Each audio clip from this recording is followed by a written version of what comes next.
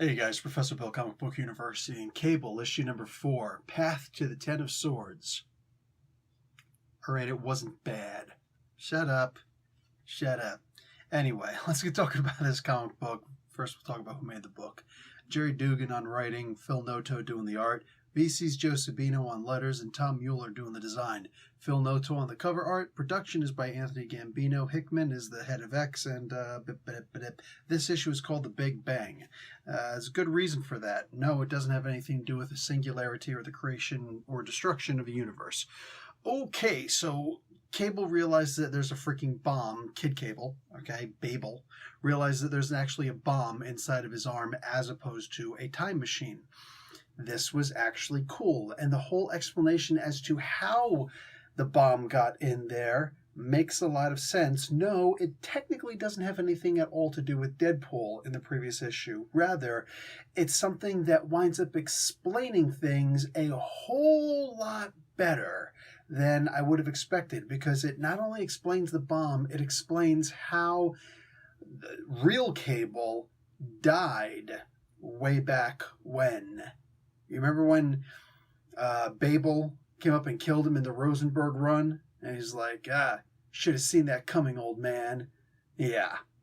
Well, as it turns out, he just may have. So this was actually a really cool moment in here. When you turn around and you explain somebody else's work, I like that. I genuinely like that a lot. Now, the Galadorian Knights in here. I don't know if there's been a retcon prior to this or if this is actually the retcon. Either way, it makes this issue fairly important, doesn't it? Now, the original Galadorian Space Knights came from Rom the Space Knight, which was a Mattel, I believe it was Mattel as opposed to Hasbro. Hasbro eventually bought Mattel, so Hasbro owns it now. But Mattel, I believe, was the original owner. Whatever the hell it was, it's a toy company. It was a toy. And with all due respect, go back and look at that bulky, clunky toy. It was a piece of garbage, clunky toy. Nobody cared. It was a toy that was made, and they were like, yeah, we go around, this Rom, he destroys the wraiths, the dire wraiths. Yeah, so, Rom, buy the toy, and it made little noises and things like that. And like, hey, Marvel, just like they did with Transformers, just like they did with G.I. Joe, just like they did with so many other toy properties that they didn't have a backstory for. They paid Marvel, it was usually always Marvel, go ahead and make a story for us. So that, whatever, and you can sell comic books, and, you got the license to do the comic books, and maybe it'll try and increase our toy sales. Well, Marvel did exactly that. The sales on Rom the Space Knight were so ridiculously high. The love for the character was so high at the time. I'm beyond shocked that they didn't just make a TV show for it. Like they did with He-Man. Yeah, He-Man came with comic books, the original toys. They were actually, the first story especially was especially good. Wow, it was such a Conan character. It was ridiculous. The other ones got a little bit weirder, but who cares? Anyway, so, the sales were high and everything, and the original idea was that the arms and legs of a Galadorian volunteer who wanted to be a hero and protect Galador from the dire wraiths, the arms and legs would be removed and their body would be put inside of this machine. They'd become a cyborg and they would go off and they would fight. And then eventually, when all the dire wraiths were gone, they would come back and they would get their arms and legs back and they could be regular humans again. Well, the story changed a little bit. Pretty soon it became the whole body, whatever.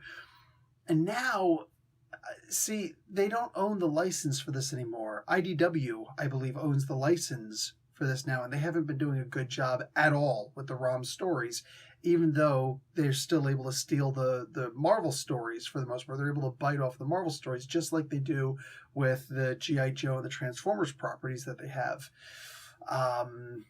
These stories, they can't use the old stories. They can't even use ROM at Marvel anymore, but they can still use some of the old stories, some of the stuff that they themselves created. So they can't have ROM. They can't have that original Space Knight. They can only talk about this cool Space Knight from back in the day. And they made a new character called Icon for a while, which I'm not going to complain about those stories, and that was technically supposed to take the place of the great hero of yore, Rom.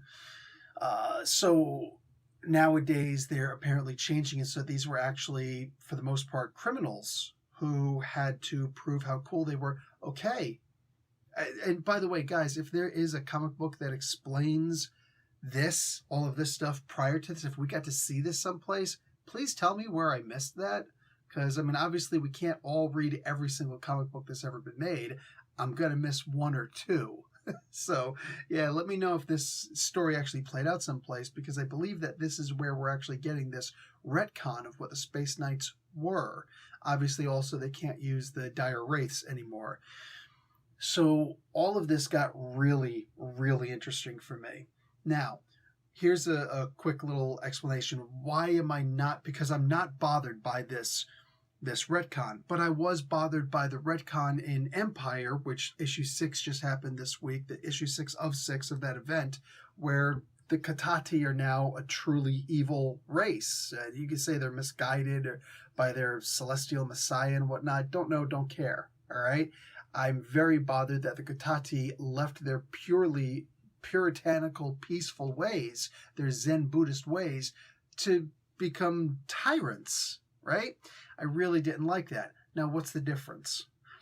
The difference is that Marvel always owned the Katati. There is no licensure to worry about being lost at any point.